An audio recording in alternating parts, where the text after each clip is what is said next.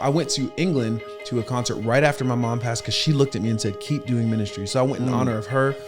I told my road manager, I don't even want to be here. And I think I said it in the microphone, and my road manager was like, oh my gosh. Wow. And I told that audience all my business, but made a decision to worship in spite of the way that I felt. A lot of them were like, he's not okay, get him some help. But I made a decision to worship in spite of the way that I felt. And those are the moments where I feel like God, when I do what I can, he does what you cannot. And when that collision happens, those are the moments where you're like, oh, this is so real. And he just magnified my effort.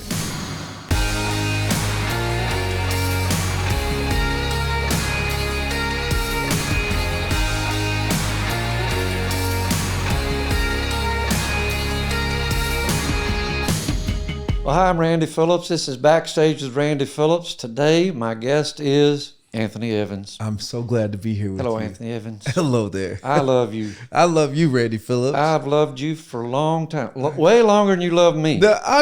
Since I've met you, I've really loved you. I loved you before we met, like the Lord. I love that. You're a writer. You're a singer. Oh, you sang at my church. Which I was so And it was on Sunday morning, and you're hitting notes like, what? This early in the morning? That's not fair. Yeah, I had a high voice growing up, and now it just kind of works in my favor. I don't know why it's there. But Does it work in your favor? And then you're a producer, you're a writer, you're an author. Yes, sir. You're just so multi-talented. It's incredible. Thank you for being on Backstage with Randy Phillips. Thank you for having me. Really appreciate it. After I heard you sing, I was going to do something, that thing you do on your social media. What's your social media? At Anthony Evans Jr. At Anthony Evans Jr. Uh-huh. So in case you've been under a rock somewhere, this is the son of Dr. Tony Evans. Mm-hmm. This is his brother's Jonathan Evans and his sister's Priscilla Shire. And then I have another sister named Crystal Evans Hurst. Oh, there's four? There's four of us. My oldest sister is also an author and a speaker, and she's a beast. So I didn't know that. Yes, Crystal is the oldest. I haven't met her. Mm-hmm. Okay, we got to get the whole family. Yeah, she's amazing. Yeah, she's amazing. Let's go. Bring them all. Yeah. I love every Evans I've ever. Your dad impacted my life forever. What an incredible man of God. I love your dad. I love him too. He's the best. He's the best. But I've been following your social media, and you do this little riff challenge. Is that what you're talking about? Riff challenge. Yeah. And I was going to do it with you, but after I heard you sing, I said, no. There's no need. You have nothing to prove. You don't need to do stuff like that. I was going to try to participate.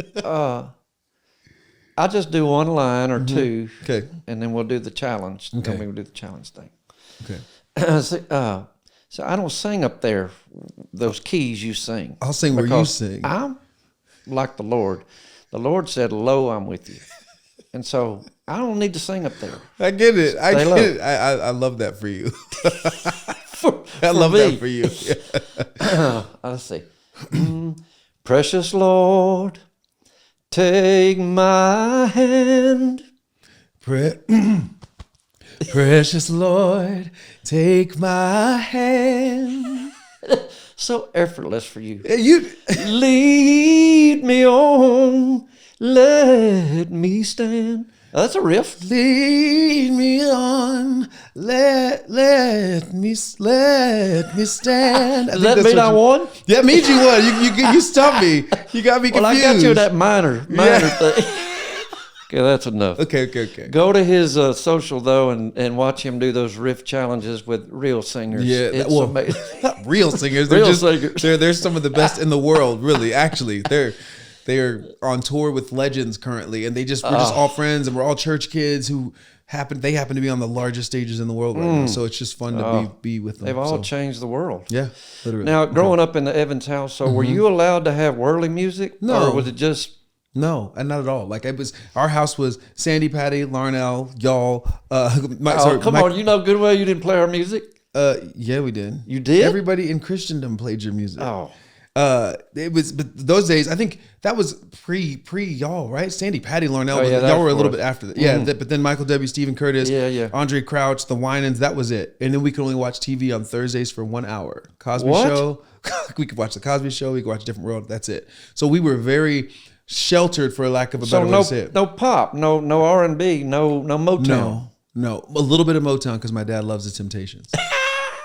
A little bit of do you have a favorite Temptation song, or is that your dad's stuff? Well, my girl, because my dad would always sing that to my mom. That was the kind of thing. Let's hear a little bit. But I got sunshine on a cloudy day when it's cold outside. It's we just took our dad to a Temptation show because it's like fun. There's still one original. He's 83 up there doing all the moves still. I love it. And they I know one of them, like one of the younger guys that's come in. So they did My Girl and called me up on the stage to sing it. So yes, it just happened like a couple weeks ago. So I got to sing My Girl. Is there a somewhere we can see that? Yeah, it's on my social media page. Yeah. Go see that. Yeah. All right. So in the Evans house, so you limited TV.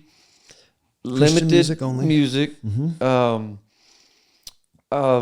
Are you the singer in the family, or are there other singers? There are other singers. My sisters were the singers first. My grandfathers were singers, and then my sisters were singers. Then my parents, I was just kind of a shy kid, didn't want to be in front of people. My parents heard me singing around the house, and they told me the story later. They looked at each other and were like, did we miss something with this one? Because I looked like a football player. They were trying to get me in sports, and they just heard me singing, and they were like, uh-oh. Like this is not regular to them. So they had to convince me that I was a singer, really. I just thought everybody sings, it's church, and they were like, no, it's not. That's not what everybody does. So they saw that and fostered that in me. I love that. My goodness, you're a singer. Yeah, thank you. I'm a preacher's kid. You're a preacher's kid. Yes. We know good and bad of that whole thing. In growing up in the Evans house, so I was a preacher's kid. What was that like? Did you resent it? Did you embrace it? Because, I've talked to a lot of preacher's kids. It's on one side or the other. There were moments of all of it. There were moments of resenting it because there was a pressure, not even by my family. Just my name is Tony Evans Jr. Like I go by Anthony intentionally to give a little bit of separation. Is that right? Yeah. I mean, I have the same name, and that was when I was growing up. It was the Promise Keeper glory. Like my dad was at a stadium every weekend, and the ministry blew up, and he didn't know. He wasn't trying to make it that. He was intentional. That happened, and then a pressure came with that. They were people would always be like, are you going to preach like your dad? And as soon as they walked off, my mom would lean in and be like, you don't have to do that, right? Like that was always an offsetting. Oh, your mom. But I had to learn when I was 18 and went to Liberty University, I had to learn that God does not have grandkids. Like you are not grafted in because of your family. And that was a hard realization for me, that when I realized that my walk with the Lord was nothing. It was actually just this environmental walk with the Lord. But when left to my own, I was like, I don't know how to do this. But it was growth. I was in a good place to figure that out. Yeah. So some resentment just because of the pressure, and then embracing it later in the flourishing that came, and just the mantle of what it means to be an Evans. Yeah. Once it became mine and my choice, and I started to make decisions to go in directions when it comes to music and my ministry, it's like God has a very unique and specific plan for you that is tied to your family, but it's also very specific to you and not contingent upon who your mom and dad are. Oh, that's great. Yeah, and that's for everybody.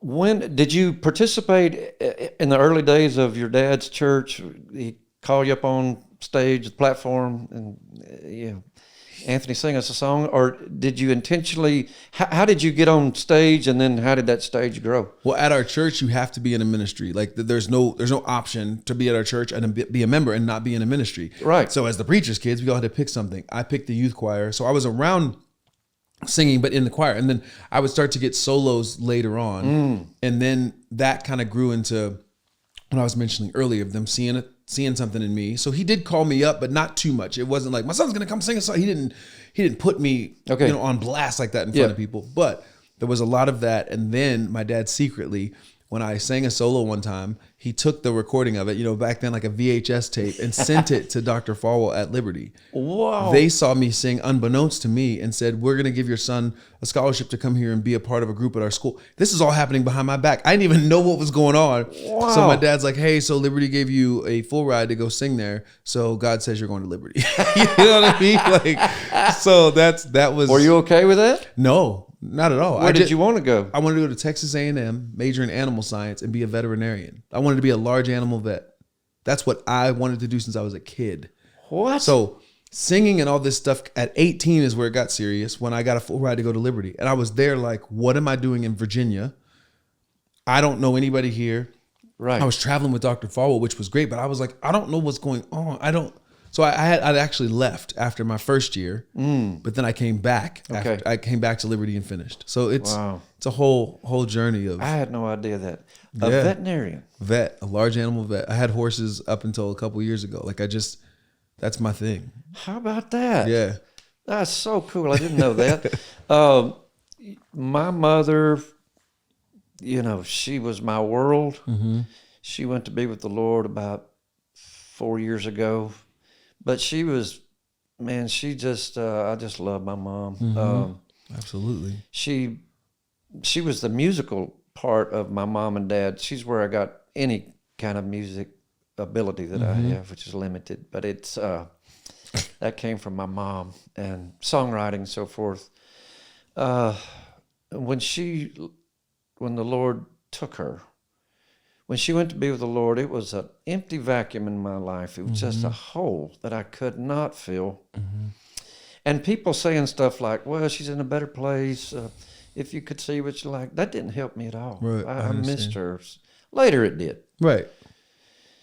Your mom, did she play that kind of role in your life? I mean, just you saying that she would say to you when people would walk off, you don't have to do that. You do your own. That's so wise. Huge. Yeah, it's actually huge. What does your mother mean to you? Oh my goodness. I can surmise it, and it's hard to surmise anything about my mom, but I realize all the things that she was doing we weren't even aware of. Like our life, like this is not probably the best example, but sometimes if you're riding in a luxury vehicle, you don't feel the bumps in the road because the shocks are made in such a way for you to have this smooth ride in spite of what actually might be happening. Yes. I realized our mom was her existence were the shocks that created a smooth ride for our family. Oh, that's so there were bumps in the road that we were not even aware of because of how she would absorb them for us. So that, and now, but knowing that she did all that for our family and looked like a queen while she was doing it, and there were hot meals on the table, and she's building a ministry with her dad, and she's making sure school's good, and now my desire and the way that I've grieved her well and went through the process without becoming a crazy person is I know what my mom would want and how she would want it, and I do it that way in honor of her. And me honoring her now, whether it's the way the ministry looks, whether the way the house looks, all that stuff. I just do that now because of how much effort she put into our family. Incredible lady. Yeah. Oh Your my gosh. Yeah.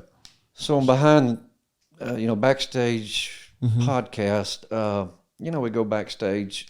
Everybody sees your dad. They know your dad. He's a legend. Dr. Evans. As far as I know that your church knew your mom well, but we didn't know her as well out here. But she is a strength. She kept the family together. Yes. She's the anchor. She's the anchor. Literally the anchor. There are always scenarios where you see something on the, you can see my dad, but there's so many, you cannot see him without seeing her, inadvertently seeing her. And that's he'll tell you that now. This ministry is her fingerprints everywhere. It wouldn't be the ministry without her. Yeah. That's the bottom line. Your mom, was she a singer? Yeah, actually she was. She sang at church? Yeah, she sang at church. She sang growing up and won all the competitions. She was the girl winning all the talent shows and the other girls didn't like her, that kind of stuff. People didn't, like all those stories. She was the singer. Like, okay, so is your dad a singer? No, he likes to. He thinks he can. Yeah, yeah, That's yeah. like my dad. Like, no, don't do that, Dad. Yeah, yeah, but he can hold the note. Like he can sing the Temptation songs. Oh, yeah. he'll sing those. But your mom was a singer. Yes. Did she have a favorite song? You know what? Great is Thy Faithfulness was one of them. That's kind of why. Like that's it. For instance, this morning, singing Great is Thy Faithfulness at your church, that's in honor of my mom. Like I do things like that. Nobody, the audience doesn't even have to know. No. But I remember her singing that over me when I was little. Oh, I love that. Yeah. Yeah. That's so honoring. Yeah. She's so proud of you. Thank you. We're all proud of you. Thank you very much. I appreciate As you've, what was the tipping point where you thought, I can go sing, I can do this as a career, as a ministry, as a vocation, as a calling? Was there a tipping point where you thought, I think I can do this? It was other people thinking I could do it. Okay. Yes, so there was a tipping point, a couple of them. One, when I was 19, Charles Billingsley walked up to me at Liberty. Charles Billingsley? Yes. He probably didn't even know this. He walked up to me at Liberty and said, after hearing me sing, he goes, hey, you could do this. Like, that's it. You could do this for a living if you want to. And I didn't know, but I hung on to those words because I was like, oh, he's doing it. At that point, he'd just come out a new song or whatever. And I'm like, he's doing it. And then there were a few other times I was in a group called Truth for a couple years, and I was being called on to sing a lot. Like I was there I thought I was going to be a fly on the wall, not singing that much, but I kept getting called like, Anthony, do it. Anthony, do it. And at that moment I was like, wait a minute, why you keep asking me? So I started to believe what people were seeing in me after they saw it. That's good. Yeah. So it took a little while though. And now, I mean, you're touring all over the country. You're coming. You're on tour with Chandler Moore, Maverick City lead singer, or was it? He's one of the founding and the centerpiece of that movement for a while. But he's doing his own thing, rightfully so. Have you ever toured with him before? Well, what's crazy is I toured with Maverick City and Kirk Franklin did a tour together, and I was on tour, the spokesperson for one of the NGOs, the non-governmental organizations that support community. So that's how we got to be friends at first. Okay. Just not sing. I wasn't even singing. Okay. And that was years ago. And then it just happened to work out where his songs are so connected to the heartbeat of church. Oh. And I'm always doing concerts at churches. Yeah. And so he's like, let's do them together. Might as well. That's incredible. I love it. I can't wait to hear I'm excited. The chemistry, because there's the competency. Can you sing? Yes. Yeah. And there's the chemistry that nobody talks about too much, but that chemistry when you're on the road. Huge. And we're neighbors in real life. Like I can walk to his house and he randomly shows up at my house. This is how all this came out of that. Never mind. Yeah, literally. So people feel it too. And we both have ADD. His has an H in it though. His has an H. Mine is just ADD. His has an H. So we just call that hyper, girl. Yes. Back in the day. Yeah, just hyper. It wasn't a diagnosis, but we're the nights of worship are all over, and it's like, what song do you want to do? Let's do this song. And we just, it's such a fun time. Oh, I can't wait to see y'all. Yeah. Was there ever a moment you thought, did your faith? I know you probably grew up in the church like me. Grew up, being in the church. You're just kind of drafting off your parents' 100%. experience. Was there a moment where Jesus became real to you? Not your mom and dad. Not your grandparents, not your brothers and sisters. Do you remember when that was? There's been many moments like that. There's been many. I mean, because we mentioned my mom, with the loss of my mom, I went through a moment of like, I'm not doing this anymore. Wow. Because I felt like going through that loss and still having to go sing places, I felt like an actor getting into character to sing songs I no longer believed. That's how I felt. And I was like, this is not going to work for me. I can't get up here and pretend. I can't sing about the faithfulness of God. And I don't. So I had moments where God became real to me in those moments because I was honest with him. I remember I went to England to a concert right after my mom passed because she looked at me and said, keep doing ministry. So I went in honor of her. I told my road manager, I don't even want to be here. And I think I said it in the microphone, and my road manager was like, oh my gosh. Wow. And I told that audience all my business, but made a decision to worship in spite of the way that I felt. A lot of them were like, he's not okay, get him some help. But I made a decision to worship in spite of the way that I felt. And those are the moments where I feel like, God, when I do what I can, he does what you cannot. And when that collision happens, those are the moments where you're like, oh, this is so real. And he just magnified my effort. I played baseball growing up and I was striking out so bad. I remember just striking out and my dad was like, no, it's okay. And he came and wrapped his arms around me and grabbed the bat. All of a sudden I was Babe Ruth. Like all of a sudden I was killing it. But it was me putting forth my effort, but my father grabbing my circumstance and magnifying the effort. Oh, I have experienced that multiple times when I just try. God's like, great, that's all I need you to do. Let's hit home runs. That's so good. Yeah.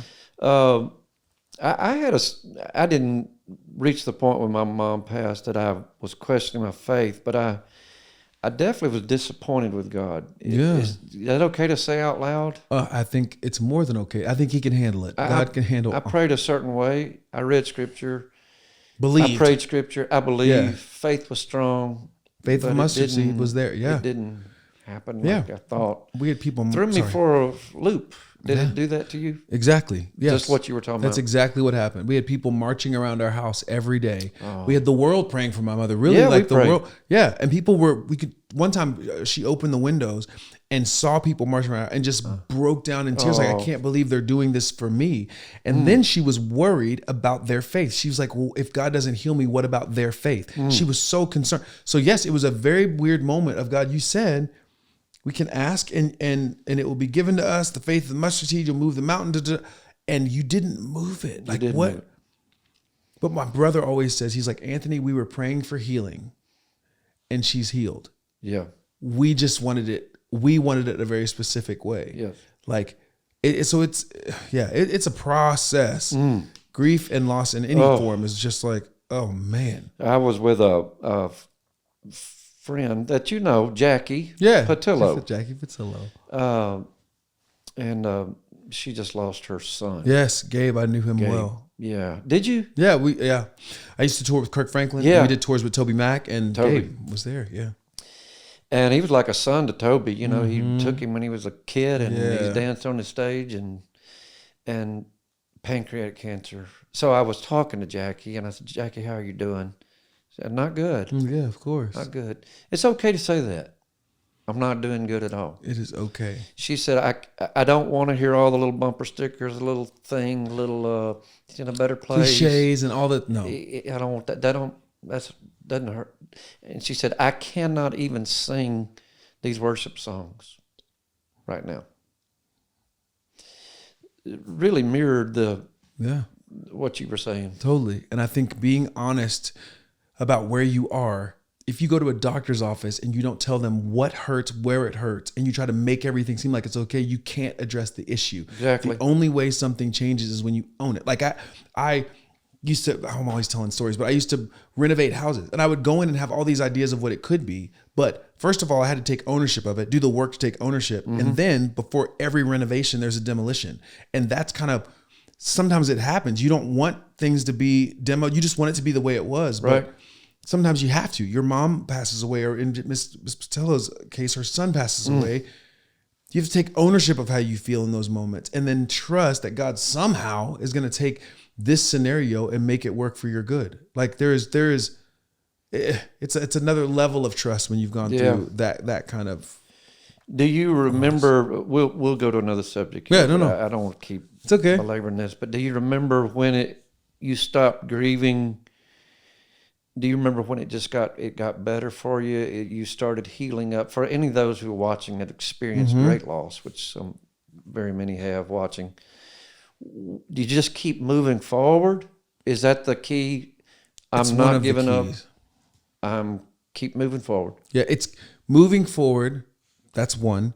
But moving forward and allowing yourself to feel. Because sometimes a lot of us think, depending on how we were raised, depending on our personalities, we push stuff down. Sure. And it's going to come out somewhere. It is. The anger, the sadness will turn to anger, and it will, your emotions go somewhere. And if they don't go out, they stay in. And this is all the therapy that I've been through for the last decade of my life, even before my mom, was figuring out how to deal with emotion. So there are moments where I would go on the roof of my house, because in LA, everybody has a roof you can go outside on. And I would look at the sunset, get a picture of my mom, and whatever, if a smile came, if tears came, I allowed myself, I gave myself space to feel and process emotions. That's good. That gets you to the other side. Like our reset is joy. It may be a different version of joy because I want my mom here, but facing the emotions, that's how I got to the point of, you know what, the way I'll honor her is by singing the song she had won or making sure the family's doing the thing that she would want us to do. Right. And that makes me feel like she's still here. You know what I mean? That's so good. I love that.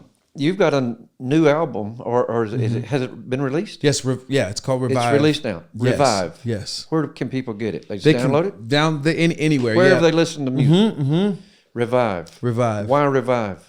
Because there was a lot of songs that I listened to through this process of grieving, and there was a lot of literal processes, therapy, and being with my close spiritual family. Those processes helped revive my heart because my heart was like not doing well, as I mentioned. Yeah. So this album are the songs and the processes that help me and will help. Hopefully, I can't wait to hear it. Yeah. Is there a particular song on there that is sort of your favorite? I know they're all. There's a song. You love them all. Yeah, this is good. We're trying to move on, but we're not going to because there's a song called "This Is My Thank You" and it's to my mom. Oh. Yeah. It's I can't wait to hear that. You did all this stuff. I mean, you just. This is my thank you. Yeah. I can't wait to hear it. Yeah. Thank you for spending time with me today. Glad to spend time love with you. Thank you. Love you. Love your family. Man, just amazing. So you live in Los Angeles or you live in Dallas? Both. I live in LA when I'm working there, and then in Texas because taxes in Texas are way better than taxes in Texas. So I go back and forth. Well, I want to thank all of you for joining me today, Backstage with Randy Phillips, my special guest, Anthony Evans. Go download his Revive new project, just came out. And if he's in your area at all, make sure to go to his website, look where he's going to be, and go see him because he is the real deal. Thank you. Thank you for having me. Lord bless you. You too. Thank you, brother.